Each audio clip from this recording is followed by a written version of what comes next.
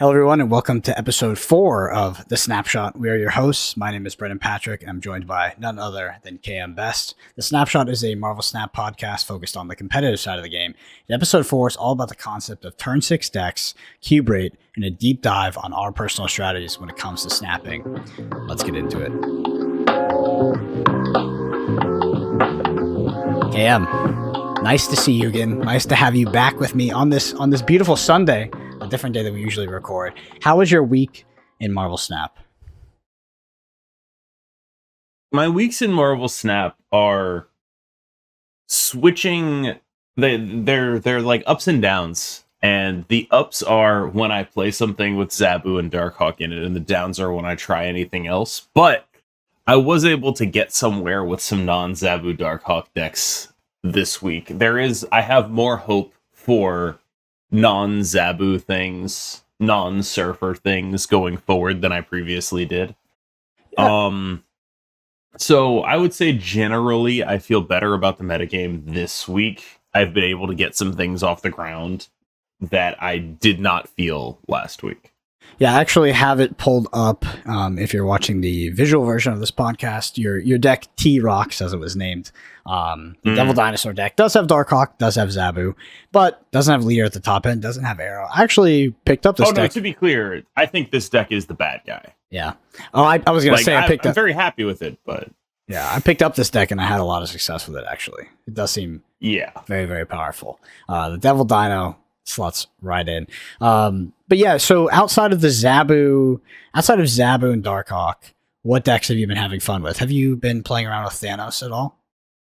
No, I actually just went back to the previous best card in the game, Shuri. Mm-hmm. So there's just like several things that just leverage her very well. The obvious one is the curve of Shuri, Red Skull, Taskmaster, like actually just wins a significant amount of games. Like you play it and you're just like, wait, this loses to so many things, and then nobody plays any of the things that beat it. And you're just like, wait, how did that win every single time? How come every time I do this thing, 30 is just enough? It doesn't feel like it would be enough, but it is every time, somehow, for reasons I can't explain. Yeah. How did your experiment go, by the way, the one we talked about a couple weeks ago, where you're playing the sort of the budget-friendly decks? Did those go well? The more you are loose with the term budget, the better they get. So if you can include a card like Shuri who is getting downgraded, then yeah, totally. If you can include a card like Bast who is getting downgraded, then yeah, totally. If you want to be full Series 3, I think you end up being like, all right, well, can I include Zabu? Does Zabu count? Does that, if I play budget Series 3 Zabu, that's good. And if you say no to that, then you're suddenly in a position where the best deck you can play is like bad, probably. No, like, not bad, but like it probably involves a significant amount of variance, right? So like I think the best pure pool 3 decks are probably the ones that involve cheating out a bunch of big idiots. Mm-hmm. However you choose to do that is sort of your call. Yeah. But I do feel as though like that's sort of the best thing that the pool 3 decks can do into the Zabu decks is just like be Lockjaw or whatever. Because at least some of the time you're going to be doing stronger stuff than they are. And that's, yeah. So if you try to play a fair game with them, you're going to lose because they have the better cards and they can cheat their mana better than you. So you just can't play a fair game with them. That makes sense. Last thing to sort of wrap it up. How did Rickety Bridge go for you? Did you enjoy that location? That was a bit of an infamous location on Twitter. Okay, that one in particular. I don't enjoy any of them. I hate it. I think that one in particular was actually fun. Honestly. Oh, yeah, I mean, it's my big location thing is, does your location make Leech playable? That's it. If your location makes Leech playable, I hate it. And I can count on one hand the amount of times this has happened. It's Lamentus 1, it's the Peak, and it is Altar of Death, right? Those are the locations that I disliked the most. I mean, my least favorite by far has been Lamentus 1. I despised everything about Lamentus 1. it was the most annoying few days of gameplay I've ever encountered. And as long as your location isn't Lamentus 1, I'm good, basically. And this location, it was kind of annoying, but it let me play Doc Ock, who is one of my favorite cards in the game, and do cool things with Dr. Octopus. I didn't mind that much. Mm-hmm. Awesome. Well, there were fun things to be doing on that location. Well, let's go ahead and get into the news. So on January 17th, Shauna was released at Series 5. Shauna is a 4-cost, 2-power card that reads, on reveal, add a random 1-cost card to each location. Does have clear synergy with Zoo, I guess. This is sort of going to be a recurring, I guess, little note with any Series 5 cards that get released that we talk about. Is that it is only impacting a very small percentage of the player base at this point, which is unfortunate. Cam, do you have any, aside from that, right? Aside from that sort of, that part of it, do you have any thoughts on this card? Do you think that this card is powerful? Are you particularly excited about it? Or is this one of the less exciting Series 5 to come? I actually think she's pretty damn good. I don't know if she's 6,000 tokens, I would buy her good. But like when you think about what she does and where she goes, something like, she's very obviously made to work with Khazar. She's very obviously made to work with Zabu. And that actually seems like a pretty solid deck to play. Mm-hmm. Like, is it the best version of that deck? Probably not. But seems like a lot of the time she just sort of averages out to be like a 4-9 or a 4-10. And over multiple bodies, that's actually like a pretty solid stat line to have. Yeah, she can screw you over, though. And the fact that she can screw you over means that she might not ever see the play she deserves. But I actually think she's, especially in the context of Zabu Khazar, pretty good. Yeah. I was watching some streams that were playing her, and I did see some powerful things. Occasionally she would throw a hood on one of those lanes, which is pretty funny, but yeah, or a blade or a 0. Yeah. Like there are some things where she's really bad. Yeah, it's a fun card. So we had a couple bundles come out, one being the Dino Size bundle, the other one is this Festival Fireworks, the Lunar Year, which was only $5, which is nice. Dino Sized, I decided to skip on this one, actually. Cam, I think you bought it. I saw you had the portrait. Yeah, it's definitely... Go ahead. I wanted to actually say one more thing about Shauna, because I read her wrong twice. Okay. So I don't think I'm the only person who made this mistake. Maybe I am. Maybe I'm an idiot. This is the part where I was really dumb, and then there's a part where I was slightly dumb. So the really dumb thing that I read her as is I thought she added stuff for everybody. And I was like, oh, this card is awful. She does not do that. But the second thing when I first read her that I got wrong was she adds a card at her location too. She's 4 cards. Mm-hmm.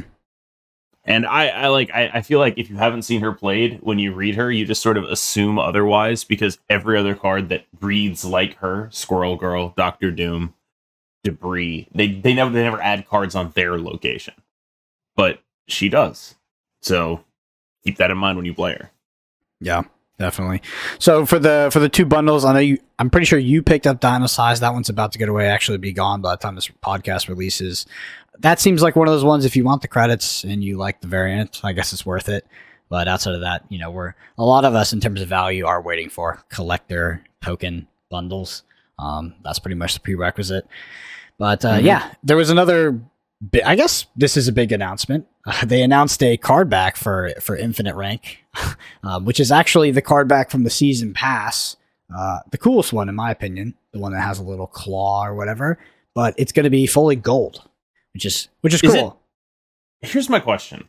The picture they showed had the back, like, I don't know how many people are aware of this, but when you play your cards face down, you see the rarity of your cards on the card back, right? And you can use this to see, like, oh, well, that's the Widow's Bite that they played over there. If they play a Widow's Bite in Dark Dimension and has, your card back and your rarity, that's what's going on there, right? Mm-hmm.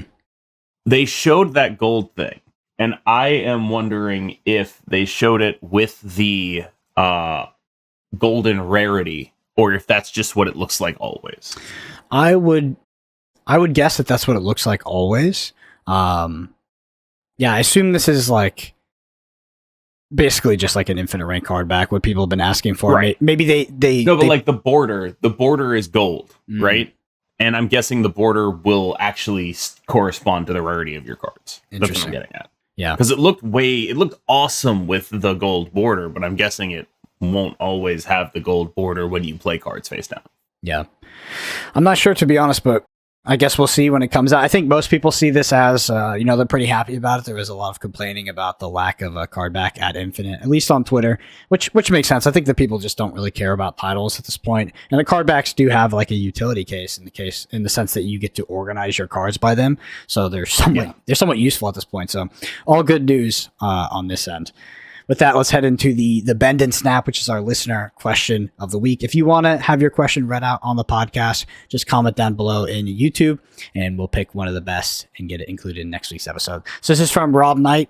Rob says, why did KMBest said he will wait to spend credits until after the patch? Can't you technically spend credits but not open the chest until after the patch? I thought the devs confirmed the content is generated on open, not on unlock. I will caveat this by saying that Rob is correct. Currently, the contents are generated on unlock, not when you get them. So you could, he is right, you could bank them up. But Cam, why do you not do that? Rob, my friend, do you think I, based on everything you know about me, have even the slightest amount of impulse control such that seeing that notification there wouldn't drive me crazy and I would open all the chests immediately? Like, if I saved all those chests, it would just be like 16, a little notification thing sitting in the top of my screen forever. And I cannot deal with that. I refuse to deal with that. I will not do it. I can't live like that. I don't know how I see screenshots, people have like 200 unread messages. I don't know how you live. I don't know how you wake up in the morning and look at that and be like, oh, whatever. I have an email account that has like a bunch of unread messages in it because it's all spam. But like, I do not get 200 plus spam emails or I don't get 200 plus notifications of spam texts or whatever. That's not a thing. I don't know how you people who have like constant 9+ Discord notifications live with yourself. I mute every Discord I'm in because I can't deal with that. There's no way. The little red number has too much power over my life. And I can't introduce another little red number that I just have to sit there and look at for a decade. Yeah. So Rob, you are technically correct. It is probably strategically advantageous to save your chests if you have acquired all your pool 3s and you want to wait for the downshift to open them. But we need our weekly dopamine, so that's just not going to happen over here. Let's go ahead. Let's head into the main topic, KM, which is turn 6 decks is what we're going to start with. I just want to ask you, what are your thoughts on the cube system in regards to how it rewards decks that explode on turn 6? And I guess I would first off, have to preface that question by saying, do you actually agree with that statement that the cube system in Marvel Snap encourages you to play decks that win on turn 6, not quote unquote, right? Because it's a loose way of using it, win on turn 4 or turn 5, right? Want to surprise the opponent. More or less, yes. Mm-hmm. So, let's talk about some examples of what turn 6 decks are, I guess, which is, first one I'll pull up here is going to be Sarah Surfer, right? You're playing Sarah on 5, usually playing 3 cards on turn 6, right? That can be surprising to the opponent, especially when you're buffing cards with things like Silver Surfer, right? They can do the math, but you'll find often that a lot of people don't. There's also decks like Death Wave. So Death Wave is discounting death to a low amount. Maybe playing Wave on 5 and then dropping both She-Hulk and Death on turn 6 there. You can't have Leader at the top end. Leader is sort of the quintessential turn 6 surprise card. Even though most people should be playing around it, it is... I think that single card encapsulates this entire concept. And then also Arrow, right? Arrow is a perfect example of this where, you're playing Arrow on turn 6, you're winning potentially 2 lanes, and you just drag whatever your opponent plays to that single losing lane. And they almost have no hope of winning if they're playing a sort of a normal strategy there. Okay, and what are your, does that kind of sum up some of the examples for you? Do you have any thoughts on that, on just like decks that, they're kind of top meta decks, right? Decks that do explode on that turn 6, surprise the opponent, and get that extra cube. Because if you do play a deck that wins on maybe turn 4, turn 5, you lock out your opponent with, let's say, Spider-Man, Absorbing Man. Like, they have a very clear sort of notion to lead that game, right? Right. So, I mean, I don't really know what to contribute to that, because it's like, yes, obviously. Yes, winning on turn 6 is a little better than letting them know they're dead early. That's not to say you should never let them know you're dead early. Like, one of the things that Spider-Man Absorbing Man is unique is that it's able to go in a deck and then be like, oh man, I'm losing this game. Okay, what if I wasn't losing this game? Right? That's an interesting like use case for Spider-Man Absorbing Man. Like, if you're in a situation where you're like, I'm probably going to lose if I do anything other than this, you turn that loss into a win. The issue is when you start playing them in games you can win other ways, that's when you start crushing your cube equity, right? Mm-hmm. Like, I do think that this is like a very clear and intended feature of the game. It's probably a good thing that it exists, and my answer to like your supposition is yes. Well, the cube system encourages decks that explode on turn 6. Yes, I have a ton of questions to sort of drill down into that after this, but I just want to quickly mention some decks that don't do that, right? So an example of that would be Galactus. Playing Galactus on 5 kind of gives the opponent a clear signal of what your turn 6 might look like, and usually not a winnable scenario for them. Patriot can develop the board quite early in terms of putting its buffing cards, out, and it's pretty clear that they will amass too much power for you to win. Spider-Man, Absorbing Man, like we talked about, locking out 2 lanes. Professor X is a great example of this. Leech is my favorite example. You get leeched on turn 5, you'll often be leaving unless you top deck the win. And then, of course, if you're in pool 1 or pool 2, Storm plus Jessica Jones is going to be your best example, right? Locking out a lane and just sort of auto-winning one of them on turns 3 and 4. So let's talk about this. Turn 6 and the cube system. Do you think that limits card design at all, Cam? Do you think that limits the, like, what Second Dinner can do in terms of, like, creating a card in Marvel Snap, or for a card to be relevant, or like sort of a larger strategy to be relevant? Does it have to fall under that turn 6? I'm getting more cubes from my opponent and stuff like that. Like, do you think that's limiting to card design overall? By definition, it is limiting. Mm-hmm. The question is that bad? Do you think it's bad? By definition, any rule that you have in a game is limiting. Like, if you look at Magic the Gathering, the fact that you have 20 life means that you are design constrained to not print a card that is 1 mana, 20 damage, right? Like, that by definition, all of these things are limiting. It's why it bothers me so much when people talk about design space without really understanding, like, every card ever made is sort of restrictive to design space in some way. All the rules of all the games are restrictive to design space in some way. There are things that you obviously cannot do based on the fundamental rules of the game. And this, I think, is one of them. Like, you're not printing a card that just says, you can only play this card on turn 6, and if you play this card on turn 6, you win the game or whatever, right? Like, you're not doing that. Mm-hmm. I don't think in a practical sense it's a real limit on what they can make. No. Yeah. Like, in a theoretical sense, there's a limit. In a practical sense, I don't particularly think so. Yeah, what I think is particularly interesting around this concept is if they introduce other game modes into the game, right? So if they create a game mode where snapping and cubes are less relevant, then I wonder if the meta would change as a result to play decks that are less reliant on that turn 6. And kind of my direct question off of this for you is, do you think that battle mode will sort of mirror the ladder meta, right? The ladder meta being more heavy on turn 6 winning decks, or do you think that the battle mode could go for more consistent decks?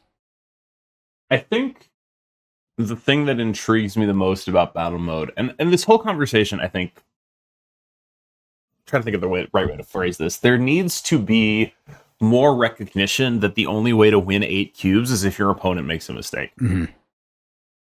And there needs to be more discussion of how do I induce them to make a mistake? Like a lot of these turn 5, turn 6 things that you're talking about, like the turn 5 ones are things that make it very hard for your opponent to reasonably think, oh, I can win this game. Right? Like, that's what we're talking about here. Professor X, Galactus, Spider-Man, Absorbing Man. These are cards that it is very hard for your opponent to be like, I got this. You know what I mean? It's very hard for them to be in that spot. But if you can flip that on the person making the turn 5 play, then suddenly you're in the driver's seat, right? Like, if you can flip that, suddenly you're going to win 8 cubes. That's the thing that is so dangerous about these strategies. They tell you, I win the game. Yeah. But if you stay in that game and you know what they're going to do, because, you know, like, let's say, I don't know, just the basic example would be, they're playing Galactus, they play Galactus, but somehow they have priority, and then you, like, rogue their null, you know?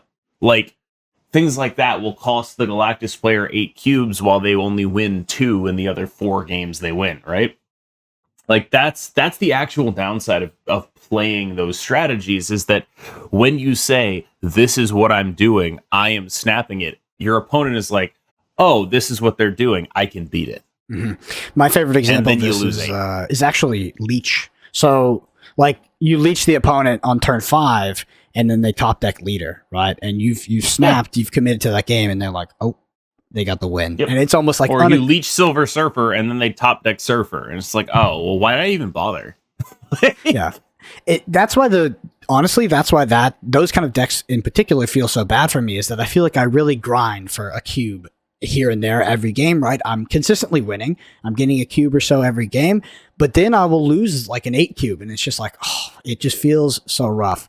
So yeah, let's talk about cube rate at that. So cube rate is the net cubes gained divided by the number of games in the sample size. Kind of makes simple sense there. I just want to ask you, Kim, because we talked about it on a previous podcast actually, is do you think playing higher variance cards and lists leads to a higher or lower overall cube rate on ladder? I probably have 5 minutes in me on this, so just wind me up and let me go. Yep. I think people assigning inherent cube rate to decks are just absolutely fucking wrong. I do not think cube rate is a function of deck. It is a function of the person playing the deck. It is a function of how well known the deck is. There is nothing inherent about this stuff to these decks. And I can already hear in my head, weirdly, I can hear like Jerry Thompson telling me like, well, hold on, there are like some things that are inherent to the deck. But I think for the most part, what I'm trying to do is correct a misconception. So there's going to be a couple overstatements here. So just be aware of that. All right. But so like, feel free to call me on any of them, make me temper them, do what you got to do. But the idea that a certain deck has a higher cube rate, like, yeah, you know, if your opponents don't know what you're doing, that'll give you a higher cube rate. But once they start knowing what you're doing, oh, your cube rate's going down again. Or like there are not things that are inherent to decks that make them have a higher cube rate than another deck. I just like it. There are, but they're not nearly as profound as we seem to make them. Does that make sense? I think cube rate is mostly correlated with your opponent doesn't know what you're doing and you're playing something strong. That's it. Mm-hmm.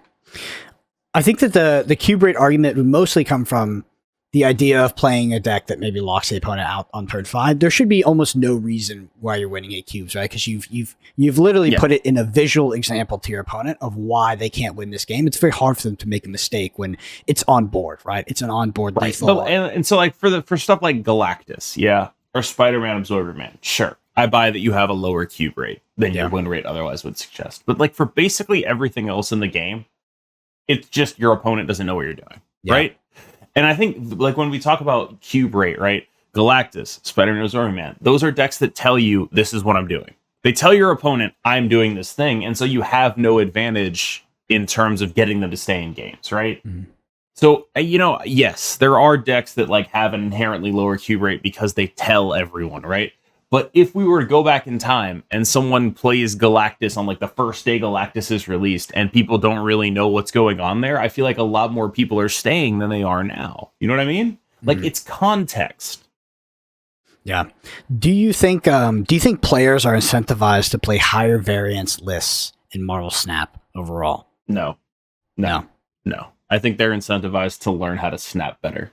hmm Well, that goes right into the next question, which is how important is the skill of snapping in Marvel Snap, and how would you break it down? Right? If you could segregate the skills of between, like just raw play skill, like just let's pretend that snapping is playing the game, right? But then also you include snapping as like a complete separate skill. Would you say it's 50-50? Is it 70-30? Could you break it down in terms of like how important is actually just knowing how to snap in this game? Knowing when to retreat, knowing all that. It's probably the most important thing. But it's not like these are separate. Your play skill informs your knowledge of when to snap and retreat. Like it's not like I feel like people think of it as oh, I'm a 9 out of 10 player with a 3 out of 10 knowing when to snap and retreat. It's like, no, because you're not a 9 out of 10 player then. Mhm. Like if you were a 9 out of 10 player, you'd be better at the second thing. That's just how it goes, right? Like you would know, oh, this is the pattern that normally leads me to win, and like I lose to XYZ. Because if you're actually a 9 out of 10 player, here's what beats me right here. Here's what I can reasonably expect out of that deck, and this means that I can make a reasonable guess that I'm winning this game, right? Mm-hmm. Like these aren't unrelated skill sets. I think they're actually incredibly related skill sets. One thing that I notice in my own gameplay is the less I'm familiar with a deck, the less confident I am snapping on it. The less I know what's going on in the game, the less I'm willing to take those risks. And that might be a weakness of my own as a player, or it might just be correctly understanding that, like, hey, knowing what my deck does, knowing how it plays into these things is really important in evaluating whether or not I want to raise or double the stakes. Yeah. Do you feel like you, as an individual player, do you think you are aggressive in terms of when you snap? No. No. So you think you're more conservative on the snapping side? A lot of it is because I try new decks. Mm-hmm. Like like I said, for me, playing a deck informs knowing when I snap with it. That's pretty much it. I also think there's something to be said for just always snapping on turn one. That's probably plus EV, as long as your win rate is above 50%. So as long as you're playing something safe, there's probably plus EV there. So there's an aggressive snap theory. I think it's from, I don't know if it originated from them, but Life Coach, I know they snap to make the opponent pay to see more cards. So as soon as they perceive an advantage, they snap, so the opponent has to effectively add another cube to the pot in order to keep playing the game. Yep. And I think that's probably strictly correct. I don't know if it's something I want to introduce into my life as a streamer, but I suspect it is probably the correct way to play the game. Yeah. For you, how, like, when you stay in, if your opponent snaps you on turn one, has no apparent advantage, I'm assuming you always stay in, but what if your opponent snaps you on turn 3 after playing Zabu and you haven't drawn your own Zabu? They're not effectively winning. You leave? Oh, yeah. Okay. You kidding me?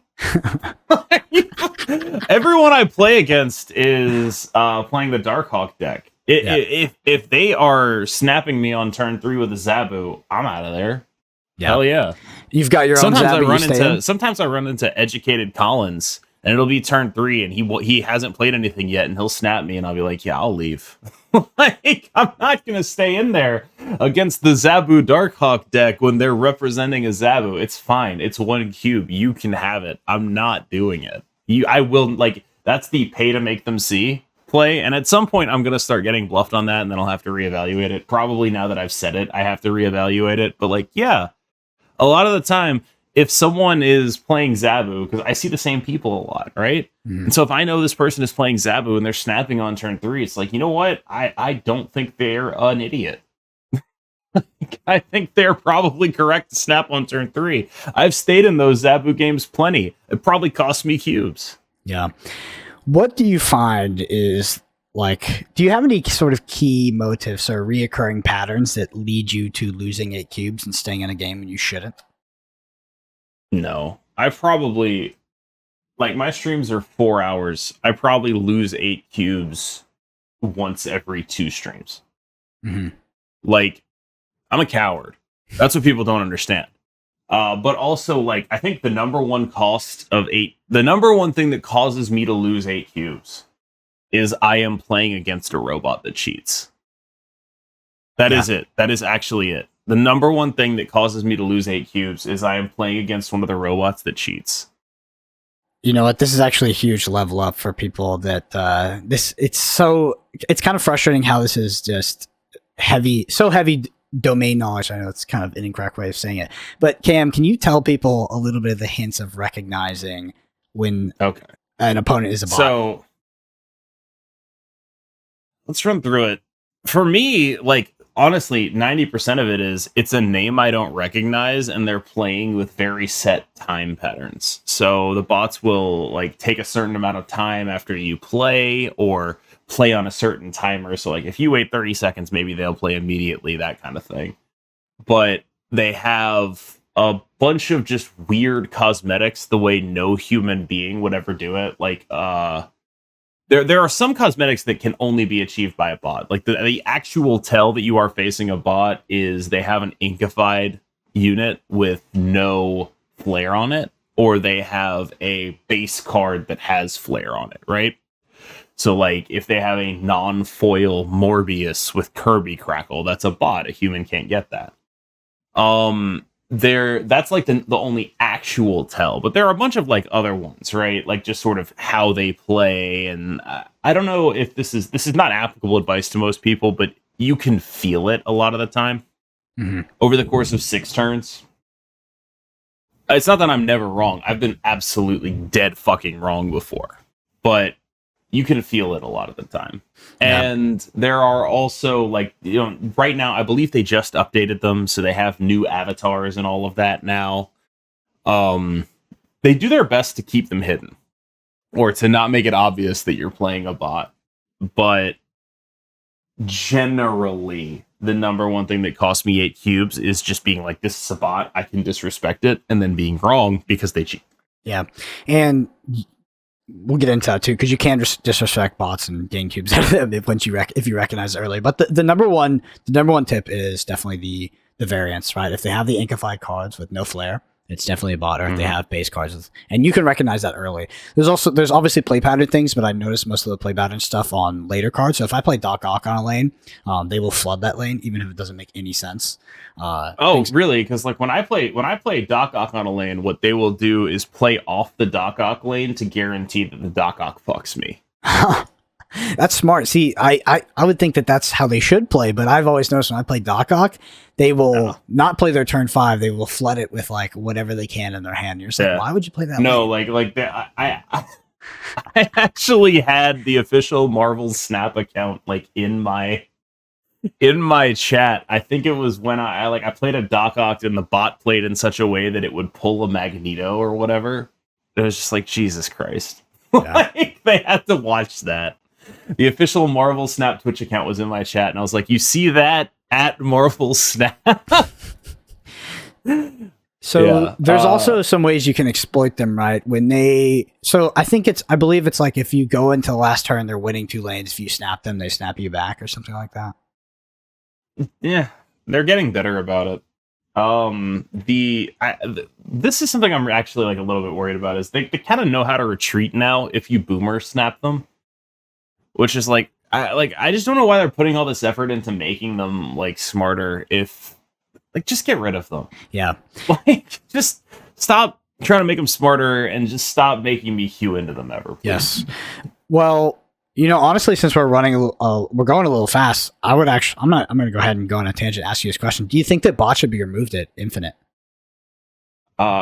Yes. I think they should be removed at everywhere. Everywhere.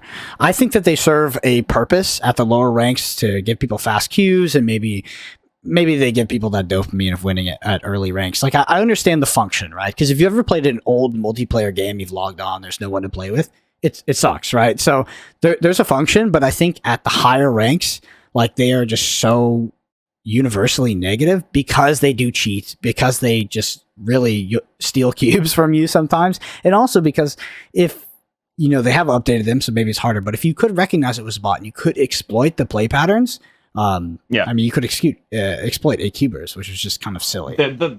Right, like the fact that I have to think about it every game is ridiculous. The fact Yeah. that I have to be like, is this a person or a bot? And that impacts how I play against them is ridiculous. Yeah. And also, I mean, this is even to say nothing of the fact that they cheat. Like, the fact that they cheat just means that, like, sometimes you lose 8 cubes where normally you'd win like 4, right? But like losing an 8 cuber to a bot is just like it sucks because you never lose through like something that a human would do. You never lose to like a human being play. You lose to like oh, I know, I'll play Jubilee here, it'll pull Odin and it'll pull Chavez, and they just know that that'll happen because they know the outcomes. Like the way they work, as I understand it, is they see the end state of all of their possible plays and they make the one that does the best thing for them, right? So they don't necessarily like, they don't go into the matrix and be like, I'm going to make this Jubilee pull Odin. Mm-hmm. What they do is they see that if they play the Jubilee, it has the best outcome for them, and so they do it, right? Yeah. And they just they do this in such a way that it makes it very clear that like this is a play a human being can or will never make. And it's incredibly annoying to lose to stuff like that. Yeah. The most egregious example of this actually is with UCAM when you were out, your MMR was so high that you were outside the reasonable matchmaking bracket of matching other people, and you were pretty much stuck matching boss in perpetuity for that entire season. What season was it? I think you can still do that. I'm fairly certain you can still do that. My understanding is if you want to rush to high ranks, there are 2 ways to do it.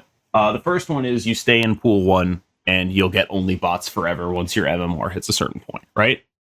The second one is you play like 24 hours the first day of the season, you get really far ahead of everyone, and then you'll start seeing a bunch of bots that'll boost you up further.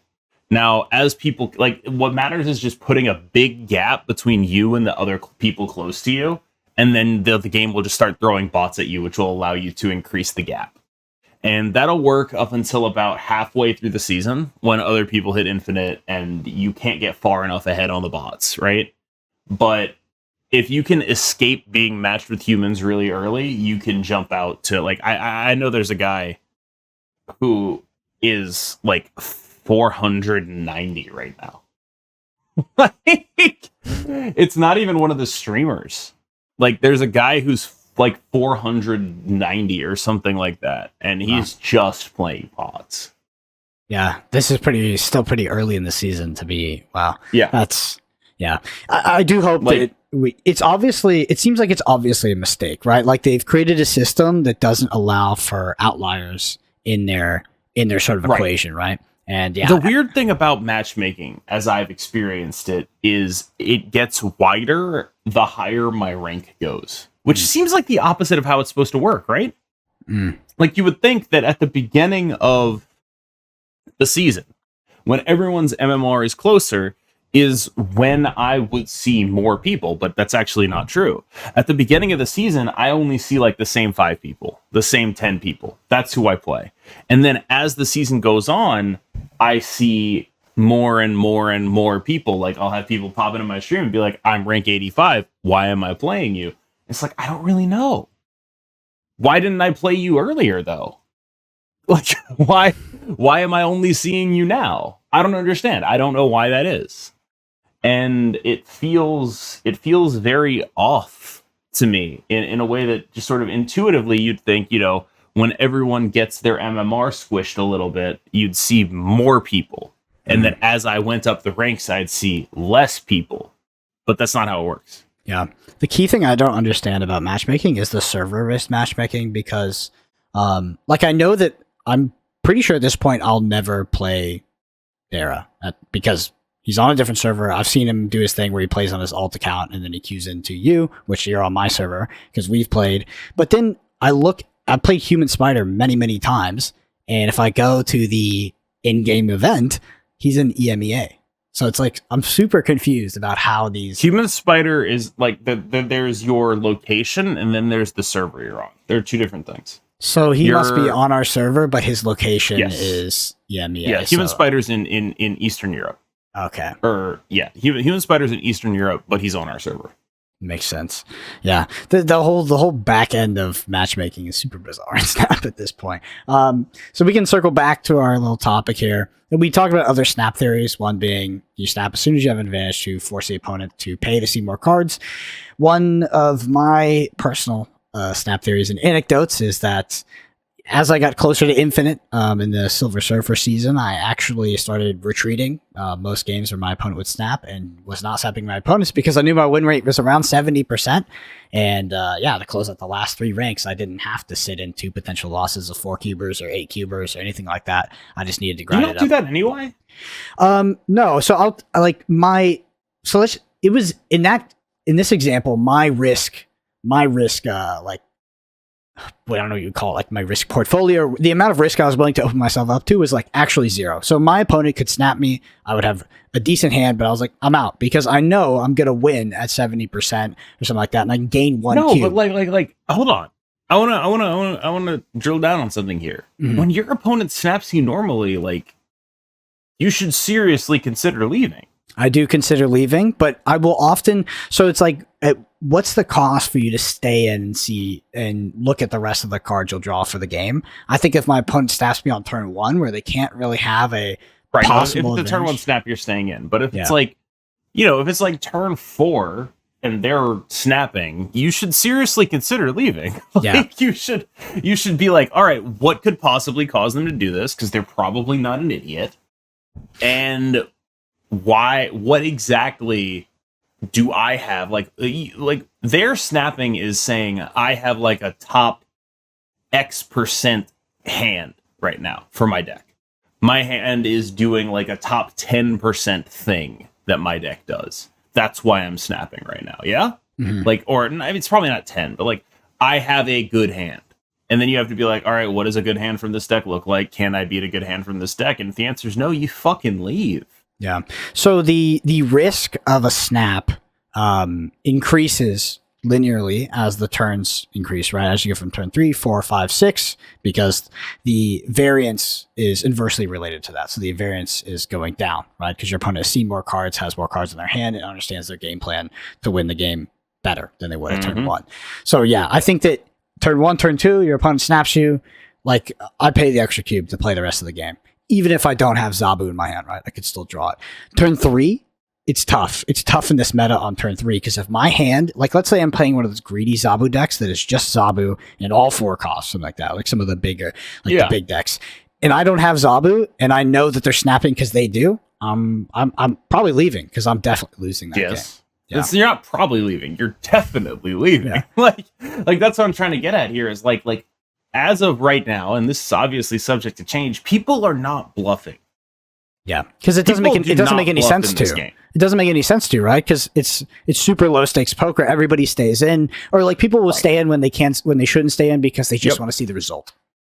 And like there are people, like there are like 2 locations that'll make people bluff snap. And by the way, this is also like I talked about making Leech playable, but locations that make bluff snaps playable like typically have just been the worst ones.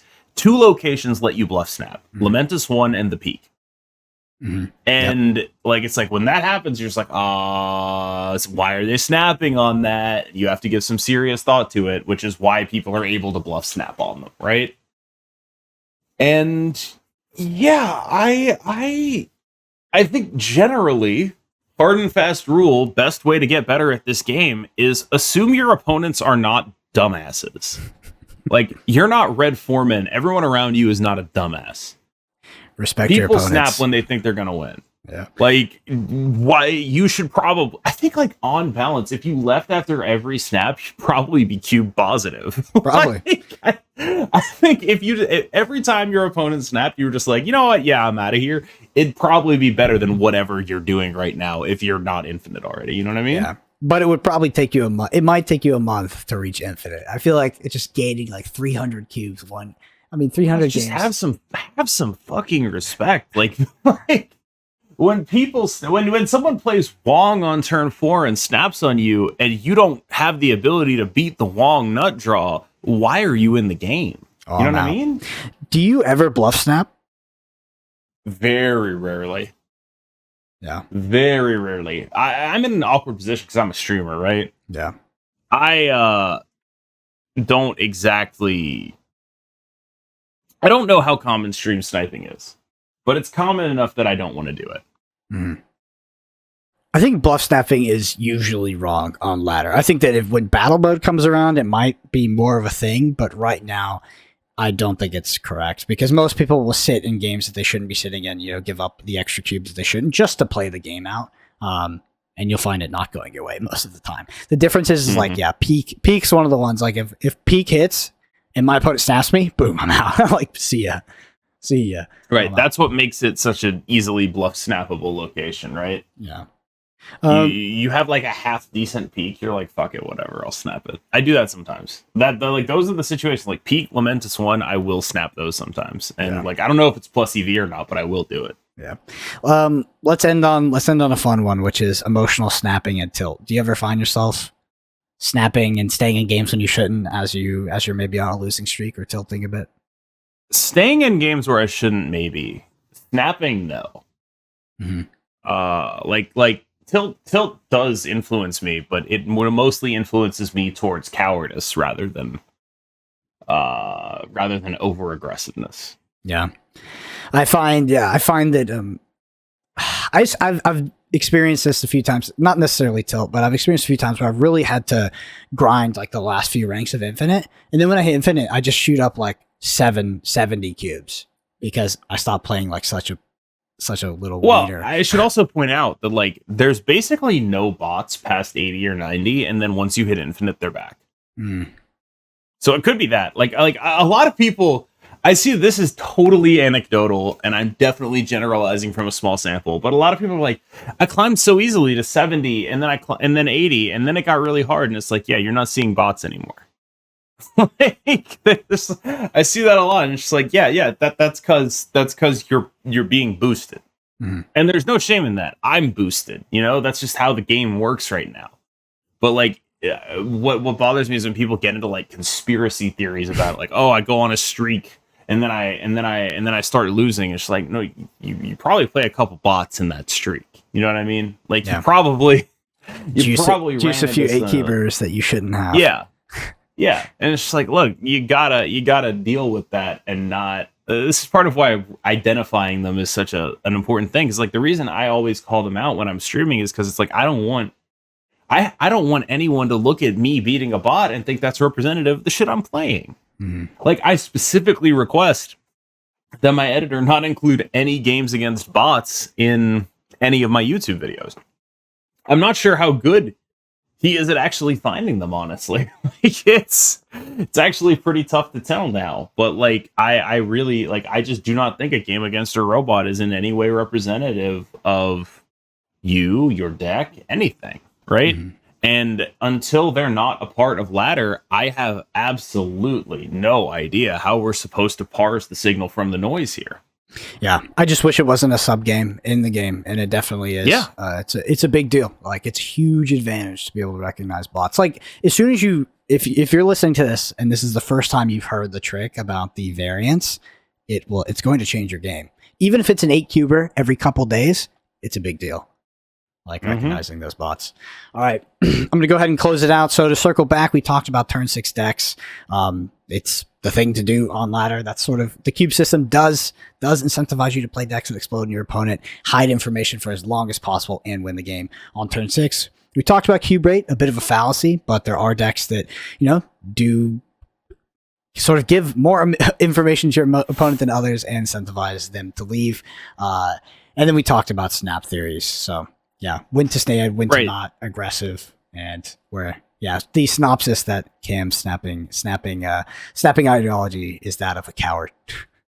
No, I just like I want to be clear about this. Not the coward thing. I totally am. But a lot of the fundamental things that I say seem to boil down to like, these. How do you get better at snapping? Oh, by being better at the game. It's like that's sort of not helpful to people. So what I want to say in it, like, I want to rephrase it in a helpful way, which is to say, the best way to understand these skills is to understand that they are not separate. Your ability to judge the situation you're in, which is the ability that allows you to make snaps or retreat, is the same thing as your ability to play your own deck well, right? Yeah, so it's not, what I'm trying to say is not, get good, and that's how you get better at snapping. It's you getting good will by nature make you better at snapping because you'll understand what's happening more, right? Like, gain a greater understanding of the game state, what the opponent's possible cards are, what your possible cards are, and you'll be better at snapping. That's just how it goes. Yeah. I think that the sort of logic sort of pitfall comes in when people come from other card games and they think that they're like, oh, I really enjoy I really enjoy playing Marvel Snap, but the key, the snapping part, I'm not too sure about, or, I'm good at this part. I'm good at the card game part, but I'm not good at the snapping part, as if it's separate, but it's actually the same thing, right? Marvel Snap, the entire game is built off the back of the cube system. Like it's not the same. It is the same. What? It's you're playing a game of Magic the Gathering and you're like, oh, I'm pretty sure I'm going to win here. You've had that thought. That's when you snap.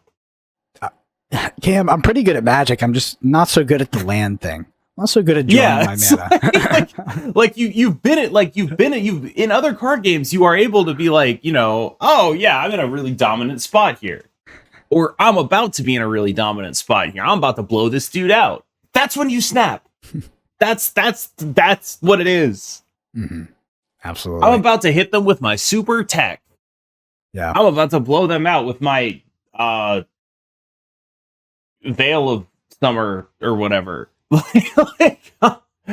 about to get them. I'm about to hit them with a dive down. It's 2019 and I'm playing mono blue.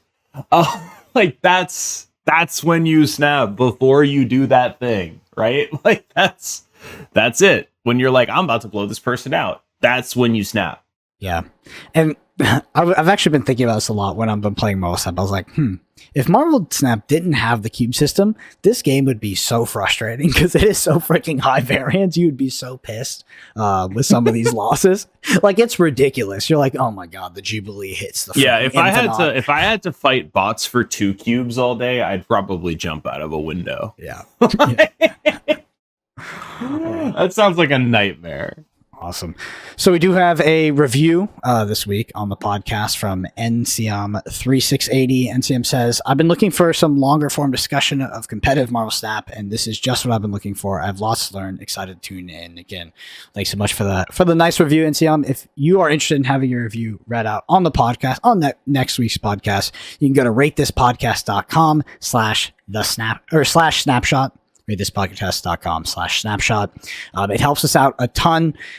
Just really helps us get on the map. So we appreciate it greatly. There's a video version of this podcast on YouTube if you're not watching it, which is youtube.com/@the_snapshot. And while you're there, go ahead and hit subscribe to that YouTube channel. Really pushing. I noticed you posted a short. I did post a short because I was I just wanted to test it out. I think that, shorts are a really interesting thing that's happening on YouTube right now. I think that the YouTube algorithm is actually like favoring them drastically above regular videos, and people are really addicted to the shorts because they're like this dopamine thing. So I threw up one just to try it out. I edited it out in a little software, but I just want to see if that, just get a feeler for it. But that's at the youtube.com/@the_snapshot. Cam and I are on Twitter. I'm at BrendanAPG. Cam is at KMBestMS. And Cam, you stream on Twitch every single day at the moment. Where can people find you, and when can they find you? Twitch.tv/KMBestMS. And they will be able to find me 6 p.m. on weekdays. And then weekends are a little more variable, but generally weekdays 6 p.m. to 10 p.m. Weekends tends to be a little earlier in the day so that people who are overseas can catch me at least some of the time. The 6 to 10 slot tends to be very like America centric. But if I start at like 4 or 3 on weekends, I can get some people from like Europe and Asia Pacific who can actually watch me. It's like, 11 or midnight for them, but at least they can do it because it's not 3 in the morning. Yeah. Awesome. Well, we hope you all enjoyed episode 4 of the Snapshot. And until next time, we'll see you in the next episode.